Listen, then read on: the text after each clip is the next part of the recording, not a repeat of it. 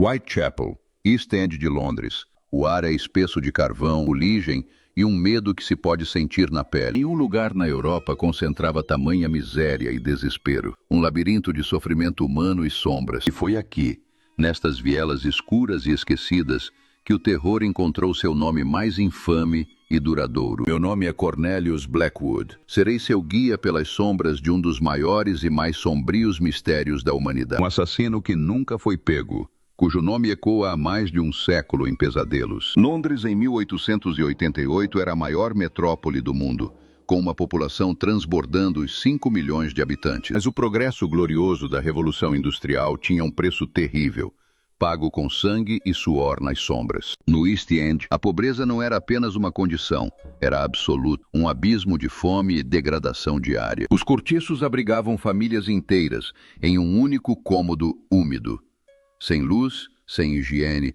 sem qualquer esperança de saída. A prostituição era para milhares de mulheres o último e único recurso para garantir a cama e o pão de amanhã. E a polícia metropolitana? A polícia mal conseguia conter a maré de crimes comuns que assolava o bairro. Mas o caos urbano estava prestes a se transformar em um terror organizado e brutal que paralisaria o mundo. O silêncio das noites de Whitechapel seria quebrado por gritos que a história jamais conseguiria apagar. Um toque no ombro, um brilho de aço na penumbra, e o destino de 5 mulheres seria selado para sempre. Entre 31 de agosto e 9 de novembro de 1888, 5 mulheres foram brutalmente assassinadas nestas mesmas ruas. Mary Ann Nichols, Annie Chapman, Elizabeth Stride, Catherine Eddowes e a jovem Mary Jane Kelly. Todas pobres, todas lutando pela vida, e todas mortas com uma ferocidade que chocou o coração do Império. A imprensa, sedenta por manchetes, apelidou o assassino de Jack o Estripador. A primeira foi Mary Ann Nichols, de 43 anos,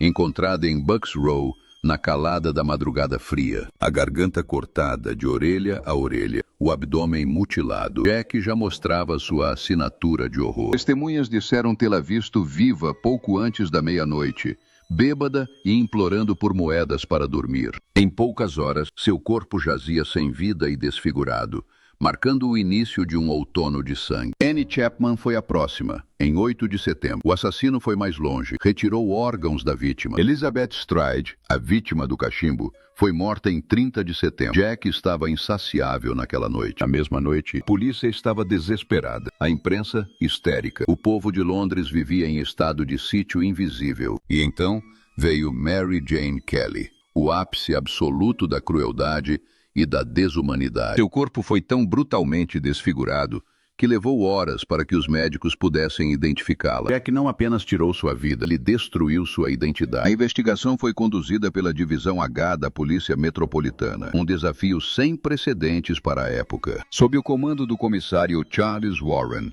e do inspetor Frederick Aberline, a busca pelo monstro começou. Mas os métodos de 1888 eram tragicamente primitivos. Não existiam impressões digitais, perfis psicológicos ou qualquer forma de análise de DNA. Era um jogo cego. A polícia dependia quase inteiramente de testemunhas oculares, muitas vezes embriagadas ou aterrorizadas demais. Milhares de pessoas foram interrogadas exaustivamente. Centenas de suspeitos foram detidos e soltos. Mas a cada nova pista, a polícia se via perdida em um labirinto de becos sem saída e sombras. Jack se comunicava através de cartas desafiadoras, provocações enviadas das profundezas do inferno urbano. A mais famosa, enviada a George Lusk, continha uma mensagem que gelaria o sangue de qualquer um, acompanhada de meio rim humano, supostamente de Eddowes.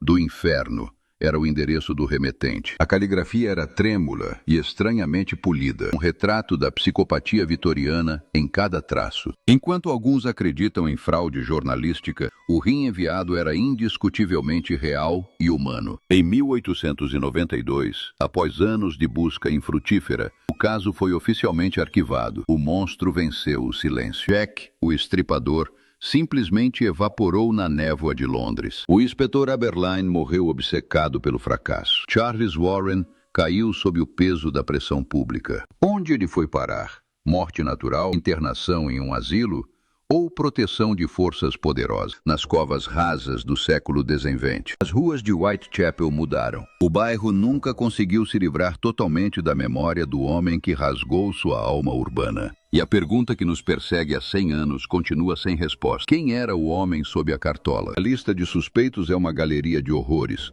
figuras trágicas e teorias que beiram o absurdo. Montague John Druitt, o advogado de boa família cujo suicídio coincidiu com o fim dos crimes. Michael Ostrog, um vigarista violento e mestre dos disfarces, que assombrava as noites londrinas. E teorias que escalam até o trono. O neto da rainha Vitória, príncipe Albert Victor. Walter Sickert, o pintor célebre, cujas obras pareciam conter detalhes que só o assassino conheceria. Sua obsessão pelo estripador era tão profunda que ele mesmo se colocou no centro da suspeita histórica. As dúvidas persistem e se multiplicam. Teria ele a frieza de um açougueiro sob o disfarce de um artista? A história não perdoa, nem confirma. A cada década, um novo nome surge. E são todos bonecos no teatro da nossa curiosidade mórbida. Jack continua sendo essa entidade feita de névoa e fumaça de carvão. Um mito que se recusa a morrer, alimentando-se da nossa própria necessidade por resposta. O que nos fascina é justamente o vazio. Jack é o mal perfeito porque não tem rosto. Essa assombração eterna. O estripador mudou Londres para sempre. Ele forçou a cidade a olhar para suas feridas expostas. Transformou a polícia. Revolucionou a imprensa. Foi o primeiro grande vilão midiático da história moderna. Um monstro criado e alimentado pelas letras. Ele se tornou um ícone. Hoje o bairro é outro, gentrificado e vibrante. O Medo Visceral de 1888 foi devidamente embalado e vendido como entretenimento para as massas. Por trás de toda essa fascinante ficção, Nichols, Chapman, Stride, Eddowes e Kelly. Elas são mais que meras notas de rodapé no horror. Sou Cornelius Blackwood. Que a luz sempre acompanhe seus passos na escuridão. Até breve.